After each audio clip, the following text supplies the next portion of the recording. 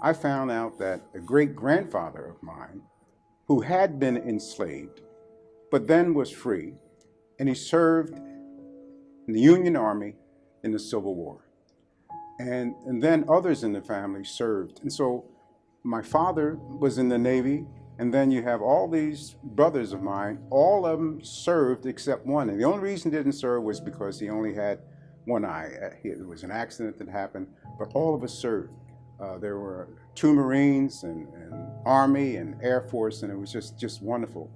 But my history goes back to Maryland, and that's where my father's folks came from, and my mother's folks came from Tennessee, and they came to Philadelphia. I'm born and bred Philadelphian, born and bred Catholic. My mother died when I was 3. My father raised 10 of us, and I was the youngest of 10. And through that time, I realized that my father always was a father of service to others. Being from a family of 10, things were tough, but we were never what I characterize as poor. We didn't have a lot, but we were not poor because we had love in the family. As 11 or 12-year-old, I didn't want to be anything other than a Marine. And so I joined the Marine Corps, going on to LaSalle, then college, now university.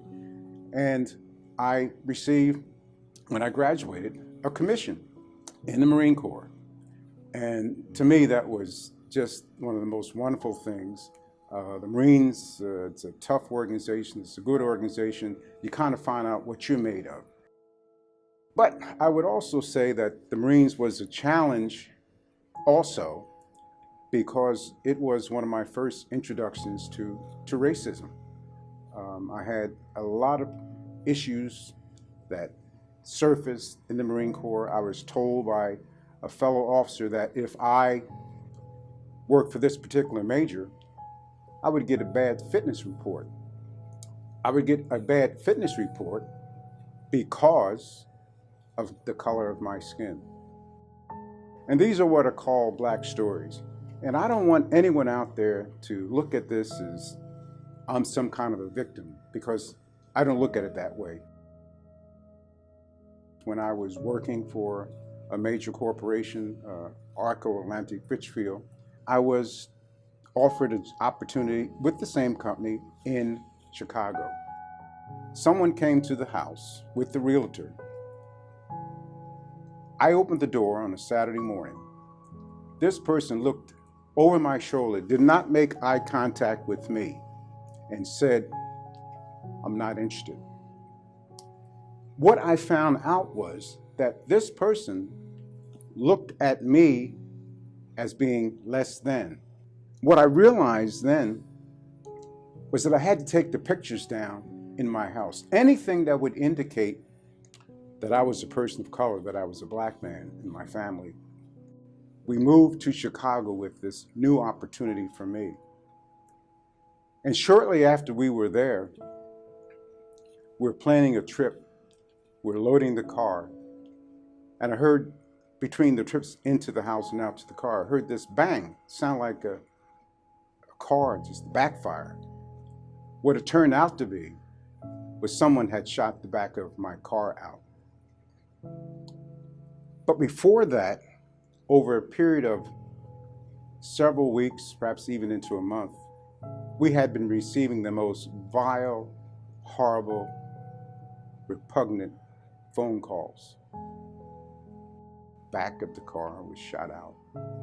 We called the police, they came, but what we did not know, and I did not know until the next morning, that we went outside and there was a Barbie doll, painted black, with a noose around its neck, hanging from a mailbox with comments that I wouldn't want anyone's children to see, let alone my own. The neighbors were really upset, very upset. At least my neighbor right across the street from me.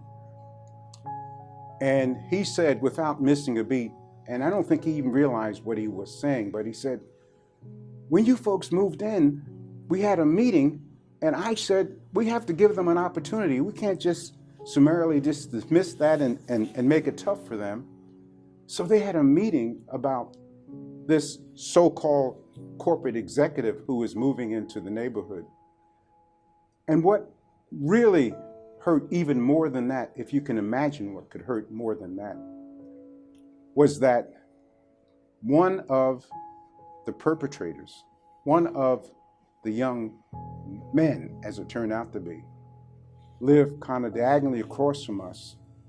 I knew his father had real racist feelings because of the way he interacted with me, which was none at all. And they went to our church. They were members of our church. It's not just policies and procedures, it's also love. It's the heart. We have to get people to understand in their hearts that racism, as the Archbishop said, is a sin. We should minister from healing, not from being wounded. And what I didn't realize, that with this commission, I was still wounded, even though I say, and I mean this, that I have not, at least consciously, tried to be bitter with these things that have happened to me. I've tried to be better, not better than someone else, but be the best that I can be, so that people can look at you and say, well, this guy is really trying to do the right thing. But I did not realize that the pain that I have had, I cannot help others. I cannot heal myself from the base of being wounded. I have to heal. We all have to start from the base of, where am I in this? I have to heal. I have to understand that people are not less than. This has been around since antiquity. It's been around since ancient times. And so it's not going to be fixed overnight. And the Archbishop has said this to us. He said, you have to understand that this is a marathon.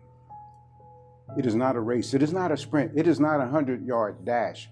This will take time to do, but we'll have to do it together. Everyone has a responsibility. We can no longer sit on the sidelines and say, let somebody else do it.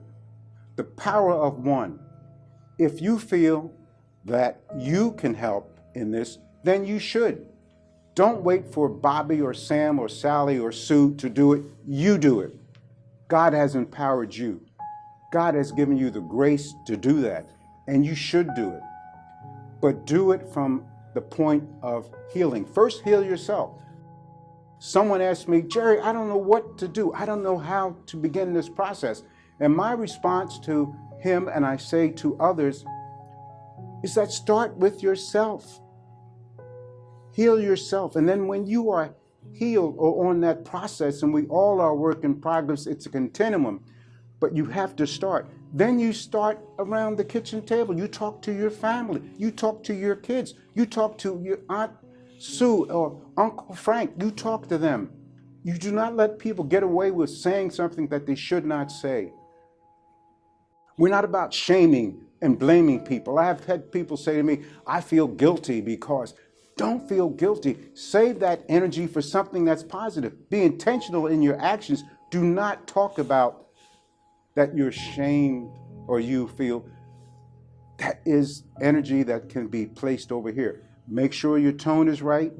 Make sure that you understand that I need to listen. I need to listen with understanding. If not now, when? And why not you? Why not you? We have to have hope, all of us. Now is the time for us to do something about it. Now is the time to help our young people to grow and develop and not be in a world where people are at each other and devalue each other because of the color of their skin. It's long overdue. Recognize the power that you have. The power you have to do that. God gave you the grace. God gives us infinite grace to do this. And we have to do that, all of us.